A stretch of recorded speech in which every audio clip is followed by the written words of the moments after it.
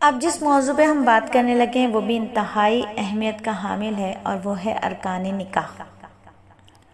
دیکھیں نکاح کیا کرتا ہے؟ نکاح حرام کو حلال کرتا ہے، اس لیے اس کے ارکان اور شرائط کو بوقت نکاح ملحوظ رکھنا نہایت ضروری ہے۔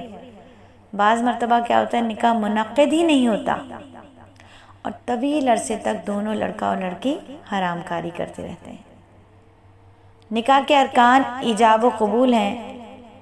نکاح دینے اور پیش کرنے کو ایجاب کہتے ہیں، اور خواہ لڑکی کی طرف سے ہو یا لڑکے کی طرف سے ہو، دونوں کی طرف سے منظور کر لینے کو قبول کہا جاتا ہے۔ یہ ارکان نکاح میں نکاح کی پہلی شرط ہے۔ ایجاب و قبول کی شرائط کیا ہوتی ہیں؟ پہلی شرط یہ ہے کہ ایجاب و قبول کی شرطوں میں سے ایک ہے کہ ایجاب و قبول کی مجلس ایک ہو۔ مثلا ایجاب جس قبول میں ہوا اسی مجلس میں قبول ہو جائے، ورنہ نکاح منعقد نہیں ہوگا۔ مثلا ایسے سمجھ لیجیے کہ اگر ایجاب و قبول کی جگہ بدل جائے یا کوئی ایک مجلس سے اٹھ جائے پھر قبول کرے تو نکاح منعقد نہیں ہوگا۔ دونوں کا ایک وقت میں ایک ہی جگہ پر ہونا ضروری ہے، ٹھیک ہے؟ ہاں، اس پر بھی بات کریں گے ٹیلی فون پر نکاح ہوگا یا نہیں ہوگا، ایک شہر سے دوسرے شہر میں وکیل کے ذریعے نکاح ہوگا یا نہیں ہوگا، اس طرف بھی آئیں گے۔ لیکن اس سے پہلے آپ کو یہ بات بتانا ہے کہ پہلی شرط کیا ہے ایجاب و قبول کی شرطوں میں سے؟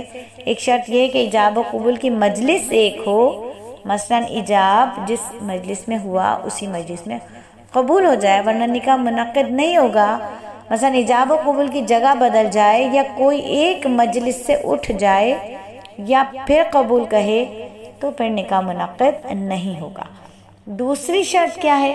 دوسری شرط یہ ہے کہ ایجاب و قبول کا تلفظ کیا گیا ہو، یعنی اگر ایجاب و قبول کرنے والا بولنے پر قادر ہے اور دونوں مجلس میں موجود ہیں تو ایجاب و قبول کی منظوری زبان سے دینا ضروری ہے۔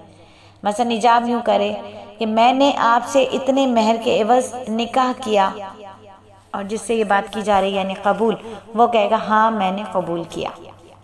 اگر ایجاب و قبول کے الفاظ لکھ دیے جائیں یا صرف سر کو ہلا دیا جائے یا نکاح نامے میں صرف دستخط کر دیے جائیں تو ان صورتوں میں نکاح منعقد نہیں ہوگا۔ اگر نکاح کرنے والوں میں سے کوئی ایک مجلس میں موجود ہی نہیں ہے مگر اس کی طرف سے اس کا ولی جس کو اس نے نکاح کرانے کی اجازت دے رکھی ہو یا وکیل جس کو اس نے نکاح کرانے یا وکیل کے لیے وکیل بنایا ہو موجود ہو تو وہ خود اس کی طرف سے ایجاب یا قبول کرے۔ مثلا یوں ایجاب کرے کہ میں نے فلاں یا فلانے کا نکاح آپ سے اتنے مہر کے عوض کیا، اور قبول اس کی طرف سے کہے گا ہاں میں نے فلاں یا فلانے کی طرف سے قبول کیا، یا قاضی ولی اور وکیل کا ترجمان بن کر ان کی موجودگی میں ایجاب کرے تو اس سے بھی نکاح منعقد ہو جائے گا۔ اگر کوئی ولی یا وکیل بھی موجود نہ ہو، اگر کسی ایک نے ایجاب کو لکھ کر بھیجا، دوسرے نے جس مجلس میں اس کو ایجاب کی تحریر پہنچی اسی مجلس میں گواہوں کی موجودگی میں ایجاب کو پڑھ کر یا کسی سے پڑھوا کر زبان سے قبول کیا تو نکاح منعقد ہو جائے گا۔